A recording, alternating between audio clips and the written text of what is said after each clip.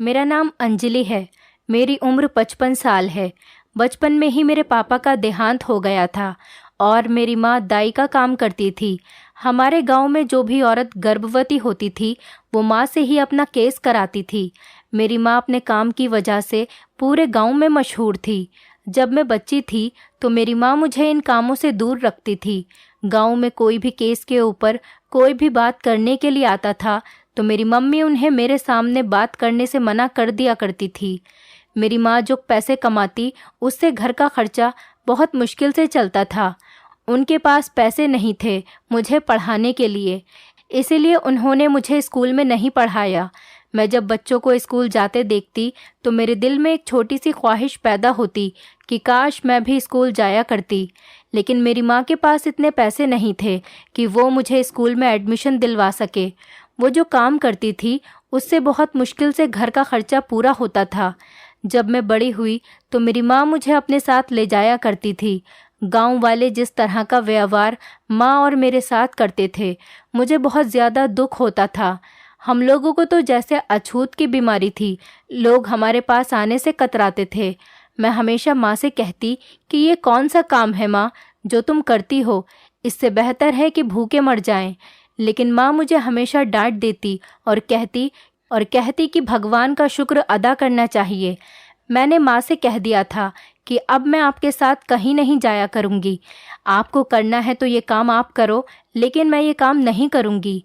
कई बार मैंने माँ से इन बातों पर मार भी खाई, लेकिन हमारी माँ का कहना यही था कि ये हमारी बहुत पुरानी पीढ़ी चलती आ रही है। मेरी माँ और दादियों ने भी यही काम किया था, अब मैं कर रही हूँ और इसके बाद तुम्हें भी यही काम करना है। लेकिन मेरे ख्वाब बहुत अलग थे। मैं कम से कम दाई तो बनना नहीं चाहती थी। अब माँ मुझे ज़बरदस्ती काम पर ले जाया करती थी और मुझसे मदद लेती। मुझे इस काम से नफ़रत होने लगी। मुझे ये काम बिल्कुल भी पसंद नहीं था। मैं घर आती और आकर रोने लगती और माँ से कहती कि ये काम अच्छा नहीं है, मुझे ये काम नहीं करना, मुझे किसी के घर पर काम करवा दो। लेकिन मैं दाई नहीं बनना चाहती। लेकिन माँ की तो जैसे शान के खिलाफ था। वो ये बात सुनकर भड़क जाती और कहती, अब तुम लोगों के घर जाकर काम करोगी और हमारी इज्जत का क्या। माँ की ये बात सुनकर मेरी तो हैरत की इंतहा नहीं रहती। मैं ये सोचती थी ये जो काम कर रही हैं इसमें कितनी इज्जत है। माँ के साथ जाते जाते मुझे 4 साल हो चुके थे। अब मैं सारा काम सीख चुकी थी। अब मैं बहुत बड़ी हो चुकी थी और मेरी माँ घर पर ही रहती थी। एक दिन माँ काम पर नहीं गई और एक औरत भागती हुई हमारे घर आई कि जल्दी चलो, मेरी बेटी गर्भवती है। माँ उसकी बात सुनकर उठने लगी और छड़ी से चलने की कोशिश करने लगी, लेकिन वो ज़मीन पर ही गिर गई। माँ बहुत कमज़ोर हो चुकी थी। माँ के गिरने से मेरे तो पैरों तले ज़मीन निकल गई। मैं जल्दी से उनके पास भागी और उन्हें उठाकर बिस्तर पर लिटाया और माँ की खातिर जो काम मुझे बिल्कुल पसंद नहीं था, मैंने उसको करने की ठान ली थी। मैंने अब उस गांव की औरत से कहा कि तुम्हारी बेटी का बच्चा मैं पैदा करूंगी। वो बहुत डर गई और कहने लगी कि उसका पहला बच्चा है, तुम कर लोगी। मैंने कहा कि तुम घबराओ मत, मैं कर लूँगी। मैं बहुत टाइम से माँ के साथ काम कर रही हूँ, मुझे पूरा काम आता है। वो औरत मुझे घबराते हुए अपने घर ले गई और कहने लगी, ध्यान रखना कोई कमी पेशी ना हो जाए। मैंने उस औरत को तसल्ली दी और उससे कहा, तुम बाहर चली जाओ, मैं सारा केस संभाल लूँगी। थोड़ी सी देर ही गुजरी थी कि उसकी बेटी ने प्यारी सी बेटी पैदा की। ये मेरा पहला केस था जो मैंने खुद से किया था, माँ की मदद के बिना। मैं बहुत खुश थी। पता नहीं क्यों, जिस काम से मुझे इतनी नफ़रत थी, आज उस काम को करने के बाद मुझे इतनी खुशी महसूस क्यों हुई। मैं खुशी खुशी उस बच्चे को तौलिए में लपेटकर बाहर ले आई और उसकी नानी को पकड़ा दिया। नानी तो उस बच्ची को देखकर फूली नहीं समा रही थी। वो औरत बोली, तुमने बहुत अच्छे से केस किया है, तो मेरी बहू को भी देख लो कि कब तक गर्भवती होगी। मुझे तो अब अपने घर में पोती पोतियों का चेहरा देखना है। मैंने उसकी बहू का इलाज किया और दूसरे महीने ही वो गर्भवती हो गई। औरत तो बहुत खुश थी। जिस वक्त उसकी बहू गर्भवती हुई उस वक्त वो मेरे लिए ढेर सारे तोहफे और मिठाइयाँ लेकर आई। माँ तो मेरे काम से बहुत खुश थी। मैंने कह दिया, माँ अब आप आराम करें, काम मैं कर लूँगी। माँ तो मेरे मान जाने पर ही बहुत खुश थी, और जब उन्होंने सुना कि मैं काम करने पर रजामंद हो गई हूँ तो वो बहुत ज़्यादा खुश हो गईं। मैं हर दूसरे दिन गांव की लड़कियों का इलाज करती थी। मैं गांव में दाई का काम करती थी, लेकिन मैं गांव में जिस लड़की का इलाज करती हूँ दूसरे महीने ही वो गर्भवती हो जाती। सब लोगों को यकीन नहीं आता था। लोगों का मुझ पर अंधा विश्वास हो गया था। मैं भी इतनी शोहरत के बाद गुरूर महसूस करने लगी थी। इस काम में बहुत मशहूर हो गई थी और बहुत दौलत भी कमाने लगी थी। एक दिन केस करने के बाद ढेर सारे पैसे लेकर मैं घर आ रही थी कि रास्ते में मुझे फलों की दुकान नजर आई। मैंने सोचा कि माँ के लिए कुछ फल ही ले चलूं। मैंने माँ के लिए बहुत सारे फल लिए और घर पहुंची। घर का दरवाज़ा थोड़ा सा खुला हुआ था। पहले तो मुझे हैरत हुई कि माँ तो दरवाज़ा नहीं खोलती, फिर आज क्या हुआ। मैं जल्दी से घर के अंदर गई, लेकिन सामने माँ को ज़मीन पर पड़ा देखकर मेरी रूह कांप गई। मेरे हाथों से फलों की थैली नीचे गिर गई। मैं भागकर माँ के पास गई, लेकिन मेरे सर पर आसमान टूट पड़ा जब मैंने माँ को मुर्दा पाया। मेरी माँ इस दुनिया से जा चुकी थी। मैं चीखें मार मार कर रोने लगी। इतनी देर में गांव के सब लोग इकट्ठा हो गए। मेरी माँ के अलावा इस दुनिया में कोई नहीं था।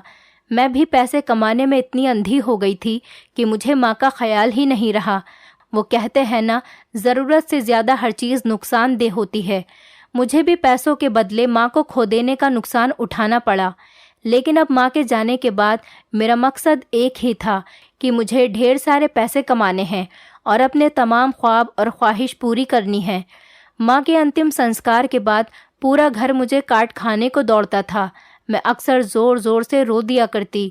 मुझे माँ बहुत याद आती थी। मैंने बचपन से अब तक जब से होश संभाला था सिर्फ माँ को ही अपने पास पाया था। मैं नहीं जानती थी कि मेरे पापा को क्या हुआ और वो कैसे हमसे दूर हो गए। माँ ने कभी मेरे चाचा चाची, मामा मामी का भी जिक्र नहीं किया था। मैं नहीं जानती थी कि इस दुनिया में मेरे पास कोई और रिश्ता भी मौजूद है या नहीं। अब मैं गांव की सभी औरतों का इलाज करती थी। मैं हर तरफ बहुत मशहूर हो गई थी और ढेर सारे पैसे भी कमाने लगी थी, लेकिन मैंने ये काम नहीं छोड़ा था। एक दिन मुझे एक बड़ी हवेली जो थोड़ी ही दूरी पर थी, मुझे वहाँ से काम आया। मैं बहुत खुश थी कि मुझे अब गांव से बाहर भी काम मिलने लगा है। मैं जब घर गई, वहाँ पर एक बूढ़ी औरत और एक खूबसूरत लड़का जिसका नाम नितिन था और उसकी पत्नी का नाम रेखा था। मुझे उस बूढ़ी औरत ने ही बुलाया था जो अपनी बहू का इलाज कराना चाहती थी। उन्होंने मुझसे कहा कि मैं तब तक यहीं पर रहूं जब तक उसकी बहू का केस नहीं कर देती। पहले तो मुझे ये बात बहुत अजीब लगी, लेकिन कुछ सोचकर मैंने हाँ कर दी और मैं वहाँ पर रहने लगी थी। मुझे महसूस होने लगा कि नितिन मुझ पर नज़र रखे हुए है। मैं बहुत खूबसूरत भी थी। मुझे वहाँ रहते हुए 7 महीने हो गए थे और इस दौरान मैं और नितिन एक दूसरे से प्यार करने लग गए थे। मुझे नितिन से प्यार हो गया जो पहले से ही शादीशुदा था। वो मुझसे कहता कि मेरी पत्नी रेखा मुझसे बहुत प्यार करती है और मैं उसे धोखा नहीं दे सकता, और फिर अब वो गर्भवती भी है। मुझे उसकी पत्नी से नफरत होने लगी थी। मैं मोहब्बत में इतनी अंधी और खुदगर्ज हो गई थी कि मुझे नितिन के अलावा कुछ और दिखाई नहीं दे रहा था। मैंने पूरी रात बैठकर एक तरकीब सोची। पहले तो मुझे बहुत डर लगा, लेकिन फिर मैंने उसकी पत्नी को ऐसी दवाई दी जिससे उसका मिसकैरेज हो जाए। दवाई खाने के बाद थोड़ी देर में ही वो दर्द से तड़पने लगी। मैंने चालाकी से दवाई उसी की दराज में रख दी और इल्ज़ाम उसी पर लगा दिया कि उसने खुद मिसकैरेज करवाया है। रेखा रोते हुए नामे सिर हिलाने लगी, लेकिन मेरे चेहरे पर तो बहुत मुस्कुराहट थी। मुझे अजीब सा सुकून मिल रहा था। मैं समझ गई थी कि अब सब रेखा से नफरत करेंगे, क्योंकि ये बच्चा उनके घर का पहला बच्चा था और रेखा अब कभी माँ नहीं बन सकेगी। बूढ़ी औरत तो लड़के की पत्नी को ताने देने लगी और नितिन भी रेखा को बुरा भला कहने लगा, लेकिन रेखा रोते हुए बस अपनी सफाई पेश करने लगी। लेकिन किसी को उसकी बात पर यकीन नहीं हुआ और ना ही सबका शक मेरे ऊपर आया। मैंने सब में अपना विश्वास बनाया हुआ था। एक दिन मैं नितिन से मिलने रात के वक्त उसके कमरे में गई, लेकिन मेरे पैरों तले से ज़मीन निकल गई जब रेखा ने अपने पति से कहा कि ये सब कुछ उस दाई का करा हुआ है। मैं तो अपना जिक्र सुनते ही होश खोने लगी थी। मुझे लगा कि अब उसका पति मुझे अपने घर से निकाल देगा और अब मेरी मोहब्बत अधूरी रह जाएगी। लेकिन मेरी गलतफहमी जल्दी ही ख़त्म हो गई जब उसके पति ने उस पर हाथ उठाया। बोला कि तुम झूठी हो, मेरा पहला बच्चा खा गई और अब तुम उस मासूम पर इल्ज़ाम लगा रही हो। मैं जानता हूँ तुम आज भी अपने आशिक को याद करती हो, तभी तुमने मेरा इतना कीमती बच्चा मुझसे छीन लिया। उसके पति की आवाज़ बाहर तक आ रही थी और मेरी तो हैरत की इंतहा नहीं रही जब उसके पति ने उसे डिवोर्स देने को कहा। मैं तो दंग रह गई थी कि क्या ये सब इतनी जल्दी भी हो सकता था। रेखा रोते हुए कमरे से बाहर निकली और दूसरे कमरे में चली गई। अब मुझे उस वक्त नितिन के कमरे में जाना सही नहीं लगा, क्योंकि वो उस वक्त जितना गुस्से में था न जाने मुझे भी क्या कहता। मैं भी जल्दी से चेहरा छुपाए वहाँ से अपने कमरे में आ गई, लेकिन मैं खुशी के मारे पूरी रात सो न सकी। मुझे यकीन नहीं आ रहा था कि अब नितिन सिर्फ मेरा है। अगली सुबह मैं लेट उठी थी। जैसे मैं बाहर गई, बाहर का माहौल बहुत खामोश था, हर तरफ खामोशी थी। मैं नितिन की माँ के पास गई और मैंने उनसे माफ़ी मांगी कि मुझे माफ़ कर दो, मैं आज लेट उठी हूँ। नितिन की माँ मेरी तरफ बहुत अजीब नज़रों से देखने लगी और बोली कि कोई बात नहीं, इतना सब कुछ हो गया, बाकी क्या रह जाता है। मैंने चौंक कर नितिन की माँ की तरफ देखा, जो मेरी तरफ से चेहरा मोड़कर मुझे नज़रअंदाज करके लेट गईं। मैं भी नितिन को ढूंढने कमरे से निकल आई। मैंने पूरे घर में तलाश कर लिया था, लेकिन नितिन कहीं पर भी मौजूद नहीं था। थक हार कर मैं उसके कमरे में गई, जहां वो उल्टा लेटा हुआ था। मैंने हल्का सा दरवाज़ा खटखटाया तो उसने थोड़ी आंख खोलकर मुझे देखा। मैं भी उसे देखकर मुस्कुरा दी तो वो भी उदासी भरे चेहरे से मेरी तरफ देखने लगा। मुझे बहुत अजीब महसूस हो रहा था। पहले तो सबने ऐसा व्यवहार नहीं रखा था। मैं बहुत परेशान थी। मैं अभी नितिन की तरफ देख ही रही थी कि उसने मुंह मोड़ लिया और कहने लगा कि जाते हुए दरवाज़ा बंद करके जाना। मैंने सोचा कि परेशान होगा, इसीलिए ऐसा कर रहा है। मैं फिर उसकी परेशानी समझते हुए दरवाज़ा बंद करके बाहर आ गई। एक ही दिन में मुझे समझ आ गई थी कि उसकी पत्नी अब इस घर से जा चुकी है और इस पूरे घर पर अब सिर्फ मेरा राज है। नितिन की माँ पूरे दिन कमरे में पड़ी रहती और नितिन पूरे दिन घर से बाहर रहता, और जिस वक्त वो घर पर आता है, आते ही अपने कमरे में बंद हो जाता है। मुझे समझ नहीं आता था कि वो आखिर जाता कहाँ पर था, लेकिन मेरा काम सिर्फ नितिन और उसकी माँ के दिल में अपनी जगह बनाना था, जिसमें मैं बहुत जल्दी कामयाब हो गई। एक दिन सब लोग खाना खा रहे थे और बहुत खुश थे। तब नितिन ने अपनी माँ से कहा कि उसे मुझसे शादी करनी है। मेरा खाना खाते हुए हाथ अपनी जगह पर रुक गया। मैंने हैरत से नितिन को देखा। मुझे बिल्कुल भी यकीन नहीं था कि वो इतनी जल्दी ये बात कर लेगा। नितिन की माँ भी जल्दी से राज़ी हो गई। मुझे तो जैसे स्वर्ग मिल गया हो। मैंने खुशी से नितिन की तरफ देखा, जो मेरी तरफ देखकर मुस्कुरा रहा था। घर में शादी की तैयारियां ज़ोरों शोरों से थीं। यकीन नहीं हो रहा था कि मेरी भी ऐसी शादी हो सकती थी। मैं बहुत खुश थी और फिर मेरी शादी का दिन भी आ गया। मेरा पति मुझसे बहुत प्यार करता था। उसने मुझसे वादा किया था और मुझसे शादी कर ली। लेकिन जैसे ही शादी के 2 महीने गुजरे, मेरी सास ने कहना शुरू कर दिया कि अब उन्हें पोते पोतियों का चेहरा देखना है। मैं सास की बात पर शर्मा जाती। मेरा पति भी मुझे अक्सर छेड़ता और कहता, डॉक्टर को दिखा देते हैं। मैं भी राज़ी हो गई। मैं खुद दाई थी, पर किसी ने मुझे अपना मुआयना करने नहीं दिया था। मैं डॉक्टर के पास गई। डॉक्टर ने मेरा चेकअप करके जो बताया, मेरी तो जान ही निकल गई।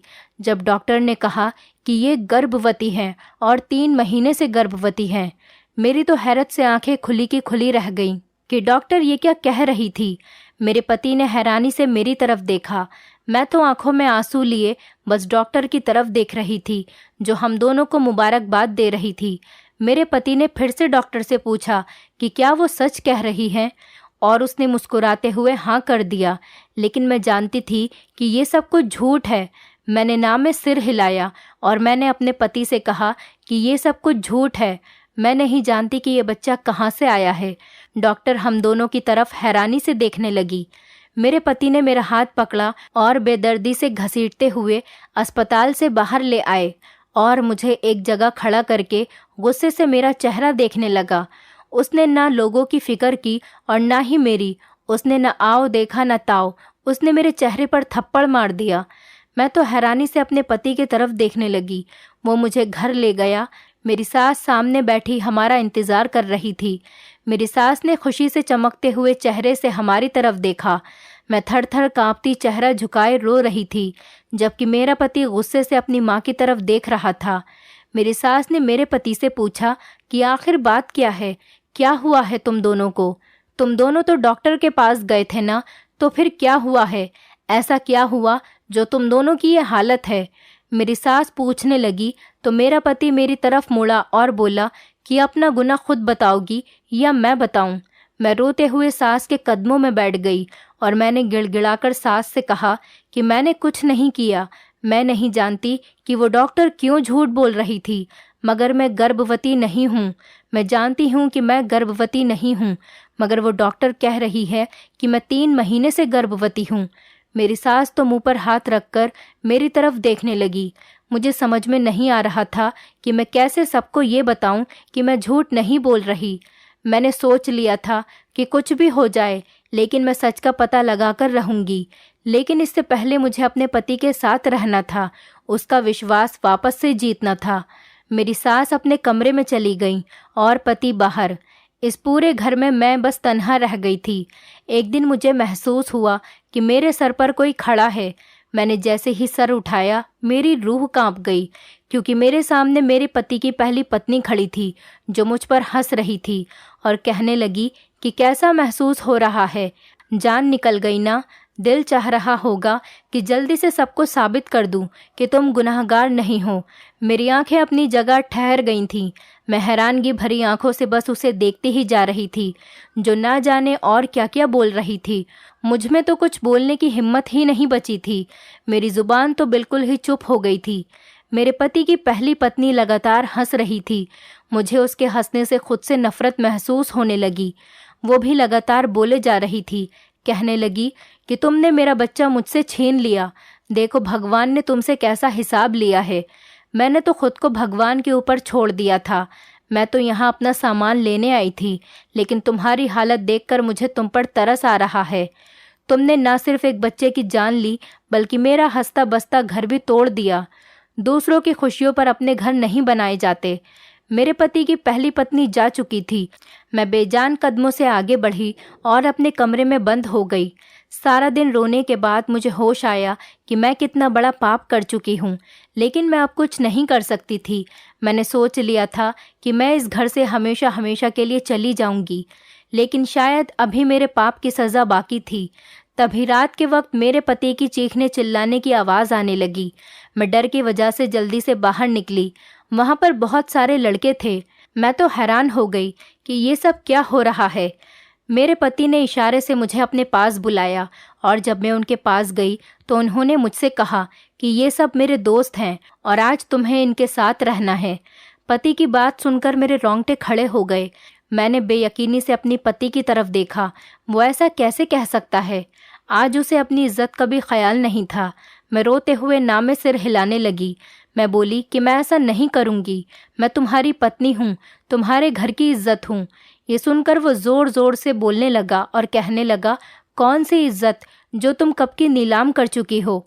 मैं तो हैरान थी कि आखिर मेरा पति ये सब कैसे कर सकता है। मैं चुपचाप आंसू बहाती रही, लेकिन मैंने ये सोच लिया था कि मैं ये घिनौनी हरकत नहीं करूँगी। मैंने अपने पति को हिम्मत से जवाब दिया और कहा कि मैंने ऐसा कुछ नहीं करा। मैं बेकसूर हूँ, मेरा कोई कसूर नहीं है। मैं नहीं जानती कि वो डॉक्टर क्यों झूठ बोल रही थी, लेकिन तुम मुझे ऐसी सज़ा नहीं दे सकते। मेरा यकीन करो। मैं उसे काफ़ी यकीन दिलाती रही, लेकिन वो नहीं माना। थक हार के जब रात के वक्त मैं उसके दोस्तों के पास से जब वापस आई, तब मेरा पति बेड पर लेटा हुआ था और कहने लगा, आज से तुम दूसरे कमरे में रहोगी और मैं जल्द ही तुम्हें आज़ाद कर दूंगा। लेकिन तब तक मैं जो कहूँगा तुम्हें वही सब करना होगा, अगर तुम्हें इस घर में रहना है तो। और अगर तुम चाहो तो तुम अभी भी जा सकती हो। मैं कहाँ जाती? मेरा तो कोई ठिकाना ही नहीं रहा था। पति के पीछे लगकर मैं अपना गांव वाला घर भी बेच चुकी थी। अब जाती भी तो कहाँ? मजबूरन मुझे अपने पति की बात माननी पड़ी। मैं दूसरे वाले कमरे में जाकर लेट गई। अगली सुबह मेरे लिए किसी कयामत से कम नहीं थी, जब 2 लड़के आए और बोले कि ये हमारी पत्नी रह चुकी है। मैं तो दंग थी कि ये सब मेरे साथ हो क्या रहा है। मैं तो इन लड़कों को जानती तक नहीं थी, और वो कहाँ से आए थे और कौन थे, और ये सब कौन करवा रहा था। मेरा पहला शक मेरे पति की पहली पत्नी पर गया। मैं जानती थी कि इन सब में उसी का हाथ है। मुझे उस औरत से नफरत होने लगी थी, लेकिन इस वक्त मैं कुछ नहीं कर सकती थी। मेरे पति ने नफरत भरी निगाहों से मेरी तरफ देखा और बोले कि ये सब तुम्हारे पहले पति हैं, तुम चाहो तो इनके साथ जा सकती हो। मैंने आंखें बंद कर लीं और रोते हुए घर से निकल गई। अब मेरे पास वृद्धाश्रम में रहने के अलावा कोई दूसरा रास्ता नहीं था। मैं घर से सीधा वृद्धाश्रम चली गई और वहीं पर रहने लगी। मुझे वहां रहते हुए 4 साल हो चुके थे। मेरी वहां पर सबसे अच्छी बातचीत हो गई थी। अगर कोई मुझसे वृद्धाश्रम आने की वजह पूछता तो मैं झूठ मूठ कहानी सुना देती। एक दिन एक जवान सी लड़की, जिसका पति उसे वहां पर छोड़ गया था और खुद पता नहीं कहाँ चला गया था। लड़की बहुत रोती, लेकिन उसे हौसला देने वाला कोई नहीं था। वो लड़की दिन रात रोती रहती। जिस वक्त वो लड़की वृद्धाश्रम में आई थी वो बहुत मोटी थी और फिर अचानक वो पतली होती चली गई। उसकी आंखों के नीचे गड्ढे पड़ गए थे। मुझे उसमें अपना आप नजर आ रहा था। मैं अक्सर उसके पास बैठकर बातें करती। मुझे सुनकर बहुत दुख होता कि उस लड़की के माता पिता इस दुनिया में नहीं थे और उसके बच्चे ना होने की वजह से और उसका पति उसे यहाँ छोड़कर चला गया था। एक दिन मुझे उसके जिस्म में कुछ हरकत महसूस हुई तो मैंने वहाँ के ऑनर से बात की कि मैं पहले दाई का काम किया करती थी। मैंने ऑनर की परमिशन से जब उसका चेकअप किया तो मेरी खुशी की इंतहा नहीं रही जब मैंने देखा कि वो गर्भवती है। मैंने जब उसे खुशी की ये खबर सुनाई तो वो बेयकीनी से मेरी तरफ देखने लगी और बोली, क्या तुम सच कह रही हो? मैंने उससे कहा कि हाँ, मैं सच कह रही हूँ, तुम गर्भवती हो। उसकी तो खुशी का कोई ठिकाना ही नहीं था। वो जल्दी से ऑनर के पास गई और बोली कि मुझे अपने पति को फ़ोन करना है, और उन्होंने परमिशन दे दी। उसने जैसे ही अपने पति को फ़ोन करके बताया तो उसका पति उसकी सास के साथ वृद्धाश्रम आया और उस लड़की को अपने साथ ले गया। मुझे बहुत खुशी थी कि मैं किसी के काम आ गई। मेरे कंधों पर से बोझ उतर गया था। एक बच्चे की जान मैंने अपने हाथों से ली थी तो दूसरी अब मैंने एक मासूम बच्चे की जान बचा ली थी। मेरा ऐसा करने के बाद मैं अब हर वक्त भगवान की प्रार्थना में लगी रहती। पूजा पाठ में रोज़ किया करती थी। वृद्धा आश्रम में ही मेरे 3 साल और गुजर गए। अब तो मैंने अपने नसीब का लिखा मान लिया था। मुझे हैरानी थी जो मुझे भगवान ने दिया था। शायद मेरी अच्छाइयों का पल्ला भारी हो गया था। मेरे किए की सज़ा मुझे बहुत अच्छी तरह से मिल चुकी थी। मेरे पति के लिए मेरे दिल से मोहब्बत कभी ख़त्म नहीं हुई, लेकिन मैं अब ज़्यादातर उसे सोचती नहीं। मैंने सोच लिया था कि जो होता है अच्छे के लिए होता है। यही मेरा नसीब था। वृद्धाश्रम में जिसको मेरी मदद की ज़रूरत होती है उसकी मदद मैं ज़रूर करती। बहुत सी गर्भवती औरतें वहाँ आती जिनका केस मैं ही किया करती थी और बहुत सी जानें मैंने बचा ली। हर एक को मुझ पर अंधा विश्वास हो गया था, लेकिन मैं ये काम बिल्कुल फ्री में किया करती थी। अब मुझे पैसों का लालच नहीं था, मुझे बस अपने भगवान को राज़ी करना था।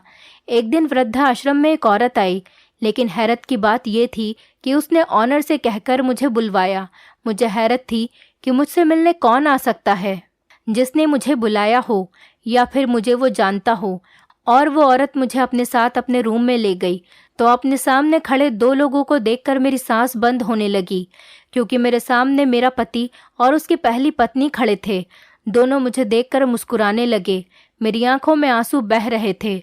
मेरे पति की पहली पत्नी मेरे पास आई और मुझे गले से लगा लिया और बोली, मैं तुमसे माफ़ी मांगने आई हूँ।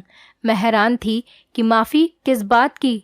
मेरे पति ने कहा कि बाकी बातें बाद में होंगी, लेकिन तुम्हें पहले हमारे साथ हमारे घर चलना होगा। लेकिन मैं अब कहीं नहीं जाना चाहती थी।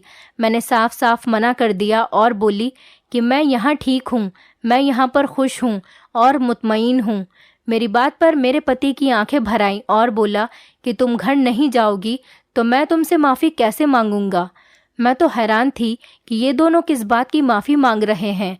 मैंने अपने पति की तरफ हैरत से देखा और कहा कि तुम्हें किस बात की माफ़ी चाहिए। तो मेरे पति ने कहा कि पहले तुम घर चलो, फिर हम तुम्हें सब कुछ बताते हैं। तो फिर ऑनर के समझाने पर मैं अपने पति के साथ घर वापस चली गई। घर जाते ही जो पति ने मुझे बताया, सुनते ही मेरे रोंगटे खड़े हो गए।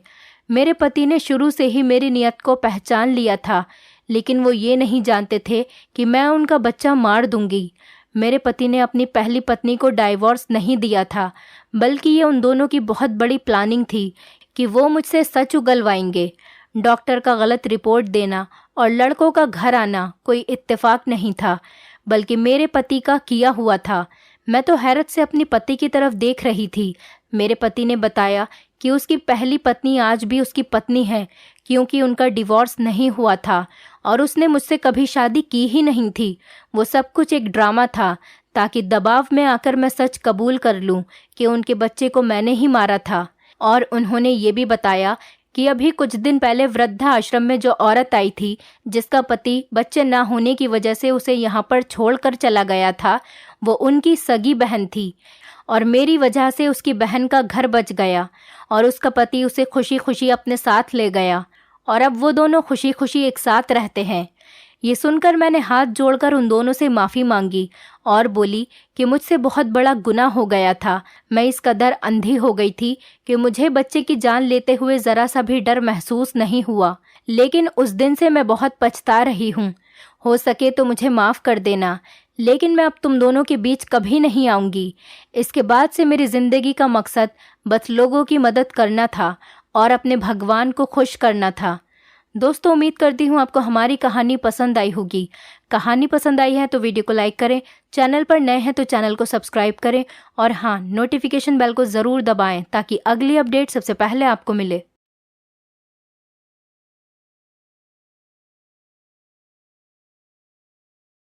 मेरा नाम रेणुका है। हमारे घर में चारों तरफ खुशियों का माहौल छाया हुआ था। हम 5 बहनें थीं और मेरी मुझसे छोटी चारों ही बहनों की शॉपिंग ही खत्म नहीं हो रही थी, क्योंकि मेरी शादी थी, मेरी बहनों की सबसे बड़ी बहन की शादी। मैं अपने मम्मी पापा की भी सबसे ज़्यादा लाडली बेटी थी। हम मिडिल क्लास लोग थे। मैं उनकी पहली बेटी थी, इसलिए वो मुझे सबसे ज़्यादा प्यार किया करते थे। हमारा कोई भाई नहीं था। मैं बहुत सिंपल और संस्कारी लड़की थी। मेरी चारों ही बहनें बहुत शरारती थी। मेरा बचपन से ही सपना था कि मैं एक डॉक्टर बनूं। मैं एमबीबीएस करना चाहती थी और अपना एक अलग क्लिनिक खोलना चाहती थी, मगर मेरे पापा ने कहा कि मैं तुम्हारी शादी करना चाहता हूँ। उन्होंने मेरी एक न सुनी और मेरी मर्जी के बिना मेरा रिश्ता तय कर दिया था। मेरे पापा का कहना था कि जब तक तुम्हारी शादी नहीं होगी तब तक तुम्हारी छोटी बहनों की भी शादी नहीं होगी। शादी की बात तो मेरे पापा मेरे इंटर के बाद ही कर चुके थे, लेकिन मैंने बड़ी मुश्किल से अपने पापा को समझाया था और कहा था कि मैं एमबीबीएस करना चाहती हूँ। उन्होंने मेरे कहने पर मुझे वक्त दिया, मेरी पढ़ाई में पैसे खर्च किए, लेकिन अब पापा यही रट लगाए हुए थे कि उन्हें मेरी शादी करनी है।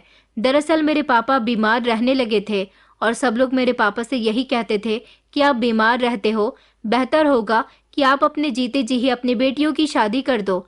मेरे पापा की सरकारी नौकरी थी और अब उनकी काफ़ी उम्र हो चुकी थी। वो रिटायर्ड हो चुके थे, लेकिन रिटायर्ड होने के बाद उनको पहले से कम सैलरी मिलने लगी थी। इसलिए मैं अपने परिवार के लिए कुछ करना चाहती थी, मगर मेरे पापा ने मेरी एक न सुनी। जब माता पिता का साया बच्चों के सर से उठ जाता है तो बच्चों के लिए अपनी जिंदगी को आगे बढ़ाना बड़ा मुश्किल होता है। मेरे पापा को हमेशा हम 5 बेटियों की फिक्र रहती थी। वो यही सोचते थे कि अगर मैं इस दुनिया में ना रहा तो मेरी बेटियों का क्या होगा। लगभग हम सभी बहनें जवान थी। मेरी सबसे छोटी वाली बहन 15 साल की थी। मेरी बाकी बहनें पढ़ाई कर रही थी। मेरी पढ़ाई पूरी हुए अभी 1 साल ही हुआ था। मेरे पापा की एक बेस्ट फ्रेंड थे शुक्ला अंकल। वो हमारे घर बहुत आते थे। शुक्ला अंकल काफी अमीर थे। उनका एक बेटा भी था, आदि। मेरे पापा को शुक्ला अंकल का बेटा बहुत पसंद था। वो चाहते थे कि उनकी कोई भी बेटी शुक्ला अंकल के घर की बहू बन जाए, लेकिन पापा की कभी इतनी हिम्मत नहीं हुई कि वो अपनी बेटियों के रिश्ते के बारे में उनसे बात कर सके। उनको ऐसा लगता था कि उनके दोस्त रजत शुक्ला कभी भी हम जैसे मिडिल क्लास लोगों की यहाँ की बेटी को अपने घर की बहू कभी भी नहीं बनाएंगे। इसलिए कभी पापा ने शुक्ला अंकल से उनके बेटे के बारे में कोई बात नहीं की। लेकिन शुक्ला अंकल जब भी हमारे घर आते थे, हम 5 बहनों के लिए कोई ना कोई गिफ्ट लेकर आते थे और हमसे बड़ी मोहब्बत से पेश आते थे। 1-2 बार उनका बेटा भी हमारे यहाँ आया था। उनका बेटा मेरी ही उम्र का था और शुक्ला अंकल का बिजनेस संभाल रहा था। काफी दिनों से मुझे मेरे पापा बहुत परेशान लग रहे थे। बस उनका हर बात में यही कहना होता था कि मैं अपनी बेटियों की शादी जल्द से जल्द करना चाहता हूँ। मम्मी भी उनकी इस जल्दबाजी से बहुत परेशान थी। पापा मेरे लिए रिश्ता तलाश करने में जुट गए थे। मम्मी ने कहा भी था कि अगर आसपास में कोई हमारी बेटी के लिए अच्छा और लायक रिश्ता हो तो पहले हमें आसपास में ही देख लेना चाहिए। पापा कहने लगे कि जहां से भी मेरी बेटी का रिश्ता आएगा और वो लोग हमारी बराबरी के लोग होंगे, तभी मैं अपनी बेटी की शादी करूंगा। ना तो मैं अपने से ऊंचे लोगों में अपनी बेटी की शादी करना चाहता हूँ और ना ही अपने से नीचे लोगों में। रेणुका की शादी के बाद मैं दीप्ति और संध्या का भी रिश्ता तय कर दूंगा और उसके बाद बची 2 बेटियों की भी शादी कर दूंगा। हम सभी बहनें हैरान थी कि आखिर पापा को न जाने क्या हो गया है, वो क्यों हमारी शादी में इतनी जल्दबाजी कर रहे हैं। पापा काफी दिनों से मेरी शादी के लिए कह रहे थे। मेरी बहनें बस यही कहती थी कि दीदी की शादी आने वाली है, दीदी की शादी में हम ये करेंगे वो करेंगे। मेरे पापा घर का खर्चा बड़े ही हिसाब से चलाया करते थे। हम में से किसी को भी वो फिजूल खर्ची करने नहीं देते थे। मैं चाहती थी कि मैं डॉक्टर बन जाऊं तो अपने पापा का सहारा बनूं, उनको उनका बेटा बनकर दिखाऊं, लेकिन पापा ऐसा नहीं चाहते थे। पापा को तो अपनी बीमारी की वजह से हमारी शादियों की फिक्र हो गई थी। एक तरह से उनका हमारे लिए फिक्र करना भी बहुत सही था, लेकिन कभी कभी जल्दबाजी में फैसले गलत हो जाते हैं। ये बात मेरे पापा भूल रहे थे। एक दिन हमारे घर शुक्ला अंकल आए, जो बड़े खुशी खुशी मेरे सर पर हाथ रखने लगे और कहने लगे कि बेटा, तुम मुझे बहुत अच्छी लगती हो, काश तुम मेरी बेटी होती। मेरा तो बस एक ही बेटा है और वो भी ज्यादातर अपने काम में बिजी रहता है। इतने में ही मेरे पापा वहां पर आ गए और शुक्ला अंकल से कहने लगे कि रजत, मैं रेणुका के लिए रिश्ता देख रहा हूँ, इसके लिए हमारी बराबरी का ही कोई रिश्ता मिल जाए तो ज्यादा बेहतर रहेगा। इस बात पर न जाने क्यों शुक्ला अंकल बहुत खुश हो गए थे। उन्होंने कहा कि मेरी नज़र में तुम्हारी बेटी के लिए एक बहुत अच्छा और होनहार लड़के का रिश्ता है। मेरे पापा ने कहा, तो फिर जल्द से जल्द मुझे बताओ कि वो लड़का कौन है और मुझे लड़के के परिवार से जल्द ही मिलवा दो। शुक्ल अंकल कहने लगे कि आज तो मैं बिजी हूँ, आज 1 घंटे के बाद की फ्लाइट से मुझे दुबई जाना है। वहाँ मैं अपने बिजनेस के सिलसिले में जा रहा हूँ। वहाँ से आने में मुझे 2 दिन लग जाएंगे। मैं इस बारे में तुमसे फुर्सत से बात करूंगा। जैसे ही मैं वहाँ से आ जाऊंगा मैं तुम्हें बता दूंगा कि मैं किस लड़के के बारे में बात कर रहा हूँ। अच्छा, अब मैं चलता हूँ, मुझे देर हो रही है। यहाँ से गुजर रहा था तो सोचा कि तुम लोगों से मिलने चलूं। मैंने कहा, अंकल आप ऐसे नहीं जा सकते। मैंने जल्दी से अपनी छोटी बहन संध्या को आवाज लगाई और कहा कि जल्दी से चूल्हे पर चाय चढ़ाओ। मेरी मम्मी ने भी कहा कि अरे रजत भाई साहब, कहाँ जा रहे हो, नाश्ता पानी करके जाना। मगर शुक्ला अंकल कहने लगे कि नहीं भाभी, मुझे देर हो रही है, अब तो मैं 2-3 दिन बाद ही यहाँ आऊंगा। वो बहुत खुश लग रहे थे और उसके बाद वो हमारे घर से चले गए। मैं अपनी आंखों में हमेशा डॉक्टर बनने के सपने देखती थी। अब मुझे अपने सपनों को भूलकर अपने हाथों पर मेहंदी रचानी थी। मेरी सारी ही बहनें खुश हो रही थी कि दीदी बस जल्दी से आपके लिए कोई अच्छा सा रिश्ता आ जाए, फिर तो हमारे भी जीजू होंगे। मैं तो अपनी बहनों की इस छेड़खानी से बहुत तंग आ गई थी। अगले ही दिन हमारे घर एक रिश्ता आया। लड़की के पिता का नाम विकास शर्मा और लड़के का नाम श्लोक शर्मा और उसकी माँ का नाम दीप्ति शर्मा था। वो लोग हमारे पास के ही मोहल्ले में रहते थे। उनको किसी ने बताया था कि मेरे पापा अपनी बेटी के लिए रिश्ता देख रहे हैं। ये लोग मिडिल क्लास लोग थे, उनकी एक बेटी भी थी और उन्होंने मेरे घर आकर मेरे मम्मी पापा से कहा कि हम आपकी बेटी को देखने के लिए आए हैं। हमने सुना है कि आप अपनी बेटी की शादी करना चाहते हो। पापा कहने लगे कि जी बहन जी। जब लड़के के पिता ने अपना इंट्रोडक्शन दिया तो मेरे पापा पहचान गए थे कि वो हमारे पड़ोस के मोहल्ले से आए हैं, क्योंकि मेरे पापा की जान पहचान इस शहर में काफी सारे लोगों से थी। मम्मी मेरे कमरे में आई और कहने लगी कि बेटा जल्दी से तैयार हो जाओ, आज तुम्हें लड़के वाले देखने के लिए आए हैं। मैं जल्दी से तैयार हो गई थी, हल्का फुल्का मेकअप कर लिया था और किचन में जाकर चाय बनाने लगी। चाय की ट्रे लेकर मैं गेस्ट रूम तक पहुंची थी। मैं जब लड़के के माता पिता के सामने जाकर बैठी तो लड़के की माँ ने तारीफों के पुल बांधने शुरू कर दिए थे। वो कहने लगी कि आपकी बेटी तो बहुत सुंदर है, हमें आपकी बेटी पहली नजर में ही पसंद आ गई। अब एक बार आप लोग हमारे घर आकर हमारे बेटे से भी मिल लें तो हमें बहुत अच्छा लगेगा। मेरे मम्मी पापा ने कहा था कि जी जी क्यों नहीं, हम अगले हफ्ते आप लोगों के घर आएंगे। लड़के के पिता ने कहा, अरे आपको अगले हफ्ते आने की क्या जरूरत है, बल्कि आप तो कल ही हमारे घर आ जाइए, क्योंकि कल संडे है और हमारे बेटे के ऑफिस की छुट्टी होगी। दरअसल हमारे बेटे श्लोक की संडे में ही छुट्टी होती है, कल वो भी आपसे मिल लेगा। मम्मी पापा ने उनसे कहा था कि अच्छा ठीक है, कल हम आपके यहाँ आ जाएंगे। वो लोग अपना एड्रेस और कॉन्टैक्ट नंबर देकर चले गए थे। उनकी तरफ से तो मैं उनको पसंद आ गई थी। अब मेरे मम्मी पापा को देखना था कि उन्हें लड़का पसंद आता है या नहीं। मैं अपनी बहनों के साथ घर में अकेली थी। अगले दिन मेरे मम्मी पापा लड़के से मिलने और उसके घर बार को देखने के लिए चले गए थे। मेरी सबसे छोटी वाली बहन कीर्ति मम्मी पापा के साथ जाना चाहती थी, मगर मम्मी ने उसे साथ ले जाने से मना कर दिया। 3 घंटे बाद जब मम्मी पापा वहां से वापस आए तो वो बहुत खुश नजर आ रहे थे। मेरी सभी बहनें उनके इर्द गिर्द खड़ी हो गईं और पूछने लगी कि आपको लड़का कैसा लगा, आप लोग होने वाले जीजू की फोटो लेकर आए हैं या नहीं। पापा ने कहा कि हाँ बेटा, फोटो लेकर आए हैं। पापा ने इतनी ही देर में जेब से मोबाइल निकालकर मेरी बहनों के हाथ में दे दिया। वो आपस में लड़ने लगी कि पहले मैं देखूंगी, पहले मैं देखूंगी। इस तरह का शोर घर में गूंज उठा था। पापा ने कहा कि अच्छा एक एक करके फोटो देख लो, शोर मत करो। मैं तो एक तरफ खड़ी हुई थी और इन सब लोगों को हंगामा करते हुए देख रही थी। मम्मी पापा आपस में बातें कर रहे थे। मम्मी कह रही थी कि लड़का तो बहुत ही सुंदर है और उनका घर भी कितना अच्छा है। पापा कहने लगे कि हाँ, हमारी बेटी के तो भाग जाग गए, जो इतना अच्छा रिश्ता खुद हमारे घर चलकर आया है। उनको तो हमारी बेटी पसंद है। फोटो देखकर मेरी सभी बहनें कहने लगी, पापा लड़का बहुत अच्छा है, आपने इस रिश्ते के लिए हाँ कर दी या नहीं। पापा कहने लगे कि हाँ बेटा, लड़के की जॉब भी बहुत अच्छी है और वो सिर्फ 2 भाई बहन है। घर हमारे घर से भी बड़ा है और लड़का देखने में भी बहुत अच्छा है। मुझे तो सारी बातें परफेक्ट लगी। हमारी रेणुका वहाँ बहुत खुश रहेगी।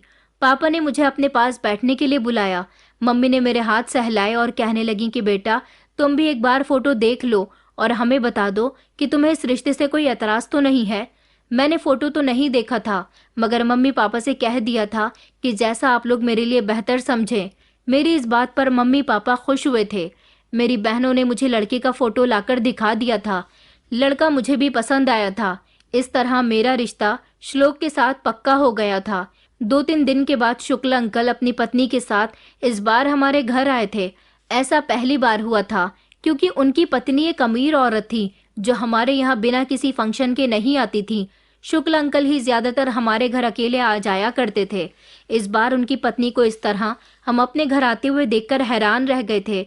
सब लोग गेस्ट रूम में बैठे हुए थे।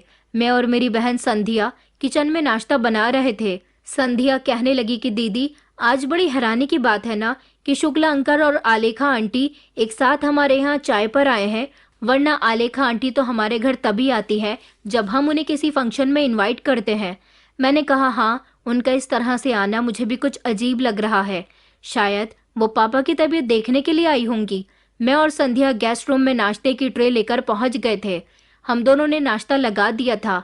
आलेखा आंटी मुझे देखकर कहने लगी कि बेटा रेणुका, तुम कैसी हो। मैंने कहा कि आंटी मैं बहुत अच्छी हूँ।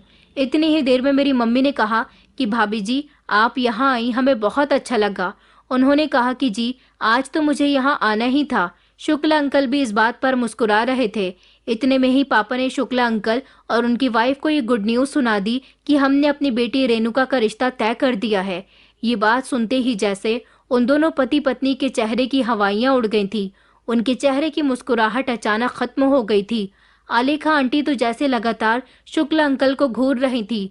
वो लोग घबराने लगे और घबराते हुए शब्दों में शुक्ला अंकल ने पापा से कहा कि नवीन, मैंने तो तुमसे कहा था कि मैं दुबई से जब वापस आऊंगा तो तुम्हें रेणुका के लिए रिश्ता बताऊंगा, मगर तुमने तो मेरी गैर मौजूदगी में ही बच्ची का रिश्ता तय कर दिया।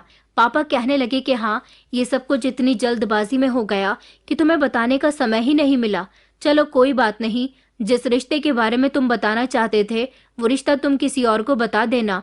वैसे भी अगर मैं अपने घर के लिए अपनी किसी बेटी के लिए तुम्हारे बताए रिश्ते पर गौर कर भी लूं तो पहले मैं रेणुका की ही शादी करना चाहता हूँ।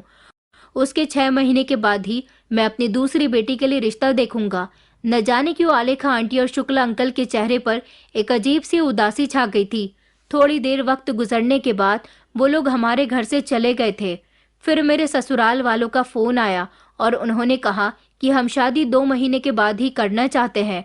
पापा को इस बात से कोई प्रॉब्लम नहीं थी क्योंकि पापा तो चाहते ही यही थे और इस तरह मेरी शादी का दिन आ गया था। घर में चहल पहल थी। मैं लाल रंग के जोड़े में बहुत सुंदर लग रही थी। मेरे हाथों की मेहंदी खूब खिलकर आई थी। मैंने अपने हाथों पर श्लोक का नाम लिखवाया था। अब मैं श्लोक के लिए सपने देखने लगी थी। रिश्ता लगने के बाद श्लोक और मेरी ज्यादा बातचीत तो नहीं हुई थी। हाँ, मगर 2 बार हम दोनों ने एक दूसरे से बात की थी। जब मेरी बहनों ने जबरदस्ती मेरी बात श्लोक से करवा दी थी। वो भी मुझसे बात करने में बहुत शर्मा रहे थे। मेरे पापा ने मेरी शादी में अपने बजट के मुताबिक खर्च किया था और दहेज का भी इंतजाम कर दिया था। वैसे तो मेरे ससुराल वालों की कोई डिमांड नहीं थी, लेकिन फिर भी मेरे पापा ने अपने हिसाब से मेरे लिए जो कुछ हो सकता था वो सब किया था। जो कोई भी मेरे कमरे में आता मेरी सुंदरता की तारीफ कर रहा था। मैं बहुत खुश थी और साथ ही साथ दिल में एक अजीब तरह का दुख भी था, अपनी बहनों और अपने माता पिता से बिछड़ने का। मगर फिर मैंने सोचा कि श्लोक बहुत अच्छे हैं, उनके साथ मेरी जिंदगी अच्छी गुजरेगी। मेरे माता पिता को भी कुछ ऐसी ही उम्मीद थी। मेरे दिल में एक अजीब सी बेचैनी थी, डर भी लग रहा था क्योंकि मेरी बारात आने वाली थी और खुशी भी हो रही थी कि मैं अपने जिस दूल्हे के लिए तैयार हुई हूँ वो बारात लेकर मेरे द्वार पर आने ही वाला होगा। थोड़ी ही देर गुजरी कि चारों तरफ शोर मचने लगा कि बारात आ गई, बारात आ गई। बड़े ही धूमधाम के साथ श्लोक अपने घर वालों के साथ और बारातियों के साथ बारात लेकर आए थे। मैं भी खिड़की से देख रही थी। वो दूल्हा बने हुए बहुत अच्छे लग रहे थे। उन्होंने सफेद रंग की शेरवानी पहनी हुई थी जिसमें वो बहुत अच्छे लग रहे थे। मेरी सारी ही सहेलियों और मेरी बहनें बारात का स्वागत करने के लिए कमरे से निकलकर चली गई थी और मैं कमरे में अकेली रह गई थी। मैं सोच रही थी कि कब मुझे बुलाया जाए और मैं अपने पति के साथ मंडप में बैठूं, लेकिन काफी देर हो गई थी, अभी तक मुझे मंडप के लिए कोई बुला ही नहीं रहा था। कुछ देर गुजरी तो मेरी बहन कमरे के अंदर आई और मेरे बराबर में आकर बैठ गई। मैंने कहा, क्या हुआ? उसका चेहरा उदास था। मैं उससे बार बार पूछ रही थी कि क्या हुआ है, लेकिन वो मुझे कुछ भी नहीं बता रही थी। फिर मेरी बहन ने कहा कि दीदी, आपके ससुराल वाले दहेज के साथ साथ 10 लाख रुपए कैश और 4 व्हीलर की डिमांड कर रहे हैं। ये बात सुनकर तो मैं चौंक गई थी। मैंने कहा, ये तुम क्या कह रही हो? उसने कहा कि हाँ दीदी, बारात लाने के बाद जीजू के पापा और हमारे पापा के बीच यही बातचीत चल रही है। वो कह रहे हैं कि अभी शादी की रस्मों को आगे नहीं बढ़ाया जाएगा जब तक उनकी डिमांड्स पूरी नहीं की जाती। मैंने कहा, मैं बाहर जाती हूँ और पापा से बात करती हूँ। मेरी बहन मुझे रोकने की कोशिश करने लगी, मगर मैं फिर भी नहीं रुकी। मैंने उसी समय अपना लहंगा उठाया और मैं पापा से बात करने के लिए जैसे ही कमरे से बाहर निकली तो मुझे पापा की आवाज़ आई, देखिए समधी जी, मैं आपसे रिक्वेस्ट करता हूँ, थोड़ा समझने की कोशिश कीजिए। इतनी जल्दी हम गाड़ी का इंतजाम और 10 लाख रुपए का इंतजाम कहाँ से करेंगे? आपने ये बात हमें रिश्ता पक्का करते समय तो नहीं बताई थी कि आप इस तरह की भी डिमांड हमारे आगे रख सकते हैं, लेकिन अब अचानक आप ऐसी बातें क्यों कर रहे हो? मैंने पहले ही आप लोगों के लिए शादी के प्रोग्राम में किसी तरह की कोई कमी नहीं छोड़ी और दहेज भी अच्छी क्वालिटी का लिया है। तभी श्लोक के पापा गुस्सा होते हुए कहने लगे, अरे हमें तो आपसे ऐसी उम्मीद नहीं थी, आप तो सरकारी नौकरी किया करते थे, तो आपने अपनी बेटियों के लिए इतना जोड़कर नहीं रखा कि उन्हें अपनी नौकरी के हिसाब से दान दहेज दे सकें। हमें क्या पता था कि आप ये हमें मामूली सा सामान देना चाहते हो। हमें तो लगा था कि सारी जिंदगी आपने सरकारी नौकरी की है तो अपनी बेटियों को भी दहेज में कैश और 4 व्हीलर तो जरूर देंगे। अरे हम तो गाड़ी भी ज्यादा महंगी वाली नहीं मांग रहे। मेरे पापा ने उनसे कहा कि देखिए, इस समय हमारी इज्जत दांव पर लगी हुई है, प्लीज आप ऐसी बातें मत करिए। बच्चे एक दूसरे से शादी करना चाहते हैं।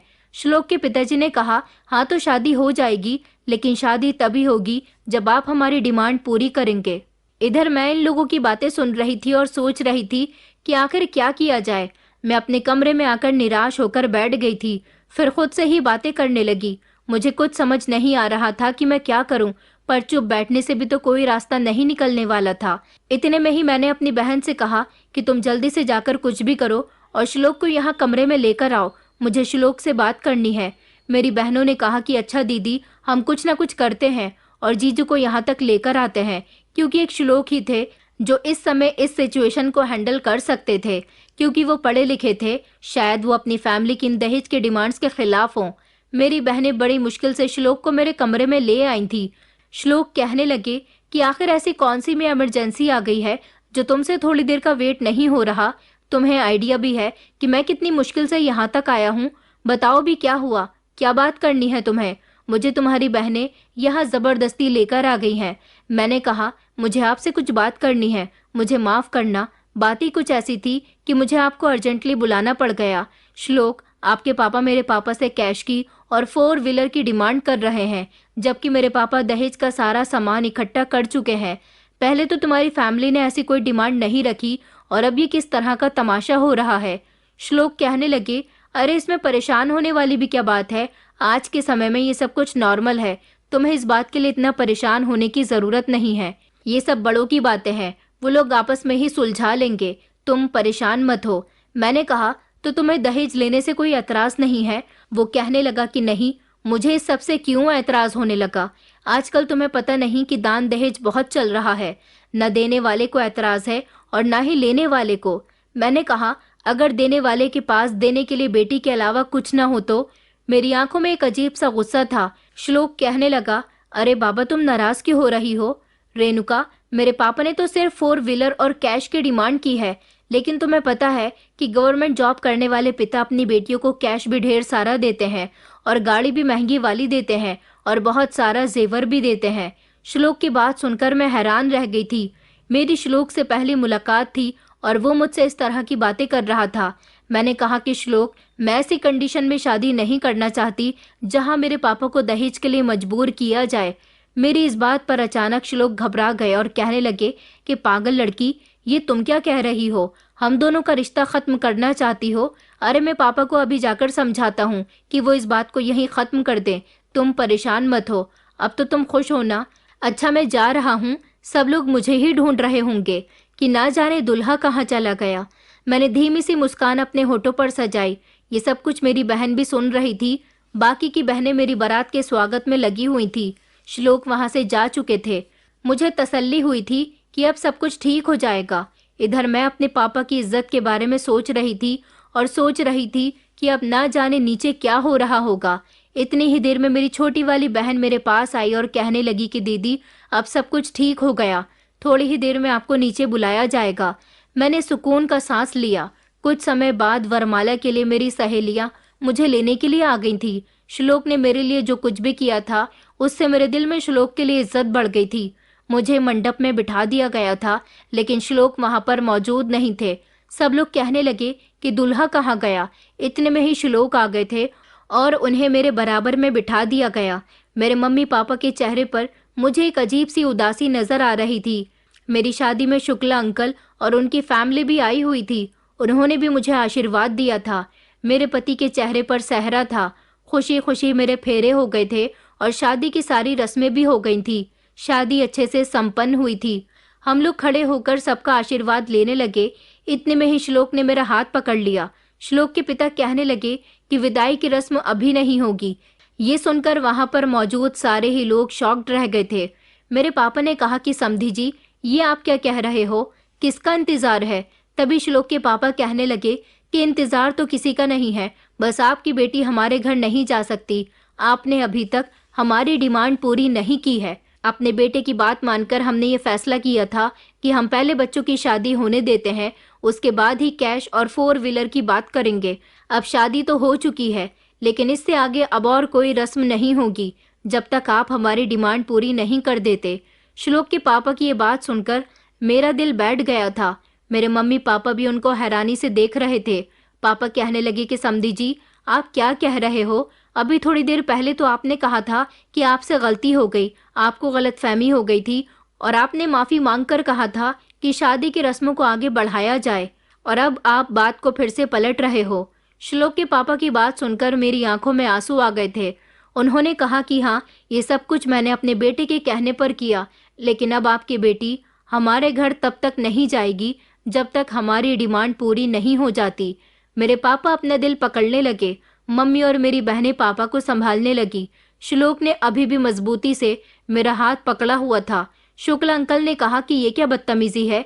एक पिता अपनी बेटी दे रहा है, ये तुम लोगों के लिए काफी नहीं है कि तुम्हें दहेज भी चाहिए? श्लोक के पापा ने शुक्ला अंकल से कहा, दहेज लेना कोई पाप नहीं है। अरे ये सब कुछ हम अपने लिए थोड़ी ना, इनकी ही बेटी के लिए तो मांग रहे हैं। शुक्ला अंकल कहने लगे कि शर्म आनी चाहिए तुम जैसे इंसान को इस तरह की बातें करते हुए। श्लोक के पापा को गुस्सा आ गया और उन्होंने कहा, क्या यहाँ हमारी इस तरह से बेइज्जती होगी? उन्होंने घूर कर श्लोक की तरफ देखा और श्लोक से कहा कि चलो बेटा, अब रेणुका तभी यहाँ से जाएगी जब ये अपने साथ हमारे घर हमारी मुंह मांगी रकम और 4 व्हीलर लेकर आएगी। उन्होंने फिर से अपने बेटे से कहा कि चलो बेटा श्लोक, तुम्हें मेरी आवाज नहीं आती? मैंने जैसे ही श्लोक की तरफ देखा, श्लोक जैसे अपनी जगह पर जमकर खड़ा हुआ था। श्लोक के पिता ने चिल्लाकर कहा कि तुम्हें आवाज नहीं आ रही, छोड़ो इस लड़की का हाथ और यहाँ आओ। मगर श्लोक ने अपने पिता की एक न सुनी तो उसके पिता गुस्से से चलते हुए हमारे करीब आए और कहने लगे कि अभी से ही पत्नी का गुलाम बन गया। जब तक हमें पूरा दहेज नहीं मिल जाता तब तक हम इसे अपने साथ लेकर नहीं जाएंगे। मगर श्लोक तो किसी तरह की कोई हरकत नहीं कर रहा था। ये सब देखकर उसके पिता को उस पर बहुत गुस्सा आया और उन्होंने झट से श्लोक का सेहरा जमीन पर फेंक दिया। इतने में वो अपने बेटे से कुछ कहने ही वाले थे। जैसे ही हमारी नजर दुल्हे के चेहरे पर पड़ी तो हम सब लोग हैरान रह गए थे। दुल्हे के कपड़ों में खड़ा वो इंसान जिसके साथ मेरी शादी हो चुकी थी और जिसने मेरा हाथ मजबूती से पकड़ा हुआ था, वो श्लोक नहीं बल्कि आदि था। आदि, शुक्ल अंकल का बेटा। ये देखकर मैं हक्का बक्का सी रह गई थी, बल्कि वहां पर सारे ही लोग हैरान थे। अगर ये आदि है तो फिर श्लोक कहाँ है? ये सवाल श्लोक की माँ ने किया था कि मेरा बेटा कहाँ गया, ये किसके साथ इसकी शादी हो गई। मुझे यकीन नहीं हो रहा था कि ये सब सच है। आखिर मेरे साथ ये क्या हो रहा था? इतनी ही देर में शुक्ल अंकल बोल पड़े। उन्होंने कहा कि तुम अपने बेटे को यहाँ से वापस ले जाना चाहते हो ना, तो पहले अपने बेटे को देख लो और उसके बाद आराम से यहाँ से वापस जा सकते हो। शुक्ल अंकल वहां से ना जाने कहाँ चले गए थे, लेकिन उसके बाद जब वो सबके सामने आए तो अपने साथ श्लोक को लेकर आए थे। श्लोक की हालत बहुत ही खराब थी। उसके शरीर पर कपड़े भी नहीं थे, उसने सिर्फ अंडरवियर और बनियान ही पहना हुआ था। श्लोक के पिताजी चिल्लाकर कहने लगे कि आखिर ये सब क्या हो रहा है और तुम अंदर क्या कर रहे थे, और वो भी इस हालत में। तभी श्लोक ने कहा कि पापा, हमें बेवकूफ बनाया गया है। मैं तो बस वॉशरूम तक गया था, न जाने में कैसे बेहोश हो गया, और उसके बाद जब मुझे होश आया तो मैंने खुद को ऐसी हालत में कमरे में बंद पाया। श्लोक के पिताजी कहने लगे, ये क्या बदतमीजी है, ये सब क्यों और कैसे हुआ था? ये बात तो मेरे पिताजी भी नहीं जानते थे। शुक्ल अंकल कहने लगे कि मैं बताता हूँ ये सब कैसे हुआ। उन्होंने मेरी बहन दीप्ति से कहा कि बेटा आगे आओ और बताओ कि तुमने क्या सुना था। मेरी बहन दीप्ति कहने लगी कि जब बारात आई तो मैं बारात के सारे ही लोगों को पानी सर्व कर रही थी। जीजू को नहीं पता था कि मैं उनके पीछे ही खड़ी हुई हूँ। वो अपने दोस्तों के साथ आपस में बातें कर रहे थे, कह रहे थे कि बस एक बार मेरी रेणुका के साथ शादी हो जाए, उसके बाद वो मेरी बैंक बैलेंस बन जाएगी। शादी के बाद मैं उससे जैसा कहूँगा वो वैसा ही करेगी। इतने में ही जीजू के एक दोस्त ने कहा कि यार, ये लोग तो तुम्हें बड़ा सिंपल सा दहेज दे रहे हैं। जीजू ने कहा कि सिंपल दहेज नहीं, मैं यहाँ से बहुत सारा कैश और 4 व्हीलर गाड़ी लेकर निकलूंगा। उनके दोस्त ने कहा कि वो कैसे? तो वो कहने लगे, तुम्हें नहीं पता, एक पिता जब अपनी बेटी विदा करता है तो उसके लिए क्या कुछ नहीं करता। रेणुका के पिता को भी रेणुका को विदा करना होगा तो हमारी हर डिमांड को मानना होगा। मैं और मेरे पापा इन लोगों को इतना मजबूर कर देंगे कि इन्हें हमारी हर बात माननी पड़ेगी, और फिर सारी जिंदगी रेणुका मेरे इशारों पर नाचेगी। जैसा मैं कहूँगा वो वैसा करेगी और अपने पिता से मुझे हमेशा पैसे लाकर दिया करेगी। ये सारी बातें मैंने अपने कानों से सुन ली थी। मैं बहुत परेशान थी। तभी शुक्ल अंकल मेरे पास आए और कहने लगे कि बेटा, तुम यहाँ पर क्या कर रही हो और क्यों इतनी परेशान हो? मेरी कुछ समझ नहीं आया। इधर मैं पापा को ये बात बताना चाहती थी तो पता चला कि पापा को तो पहले ही जीजू के पापा ने परेशान कर दिया।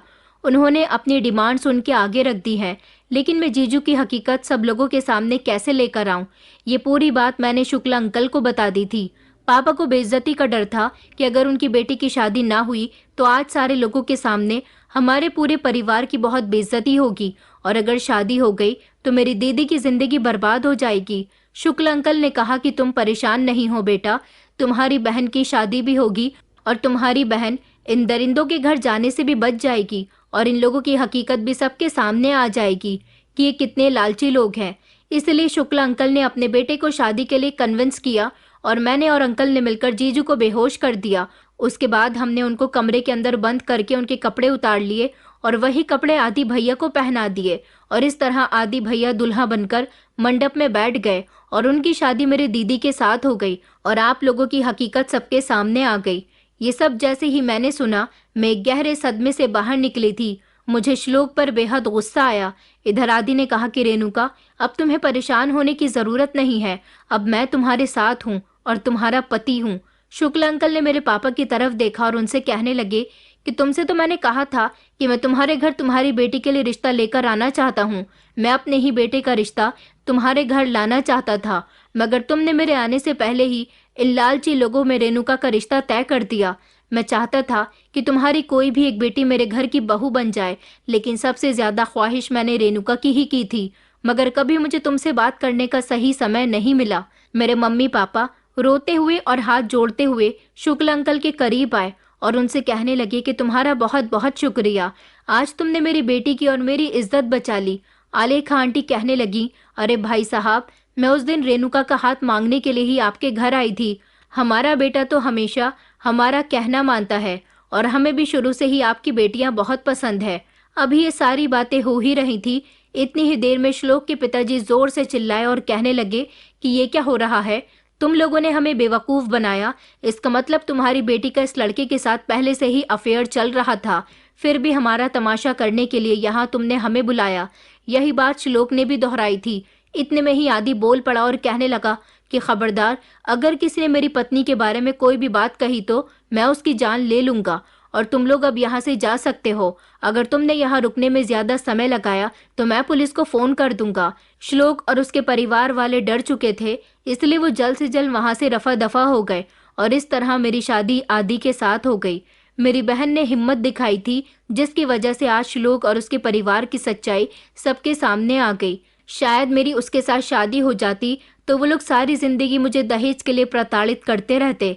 इस शादी से मेरे घर वाले बहुत खुश थे। मैं विदा होकर अपनी ससुराल आ गई थी। आदि और उनके परिवार वाले मेरे साथ बहुत अच्छे थे।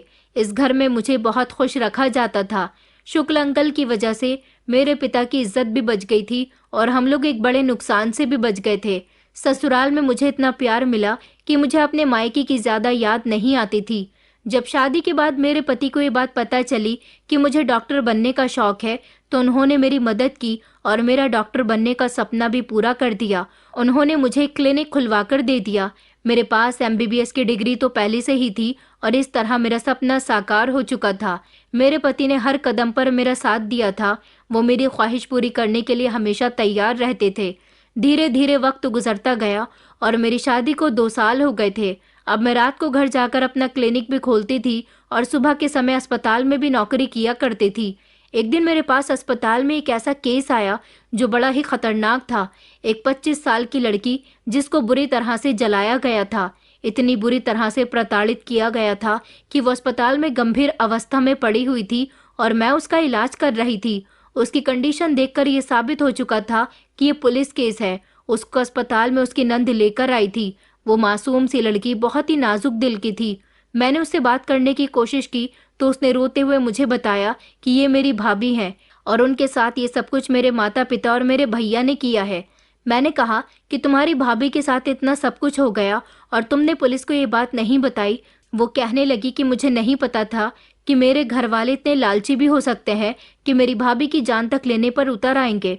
दरअसल मेरे परिवार वाले काफी समय से मेरी शादी नहीं कर रहे। उनका कहना है कि तुम्हारी शादी तभी होगी जब तुम्हारी भाभी दहेज में ढेर सारे पैसे, जेवर और महंगा सामान लेकर आएंगी। वही हम सब तुम्हें शादी में दे देंगे। इस तरह तुम्हारी भी शादी हो जाएगी। मेरे पेरेंट्स मेरा रिश्ता भी नहीं लगाना चाहते थे।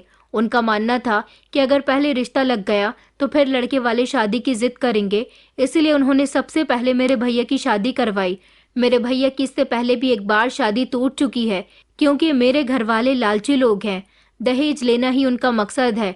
जब भाभी शादी करके हमारे घर में आई थी तब उनके घर वालों से उन्होंने मुंहमांगी कीमत वसूल की थी, लेकिन अब भाभी की ना तो माँ जिंदा है और ना ही पिता। मेरे माता पिता और भैया भाभी से कहते हैं कि अपने भाइयों से जाकर पैसे लाया करो।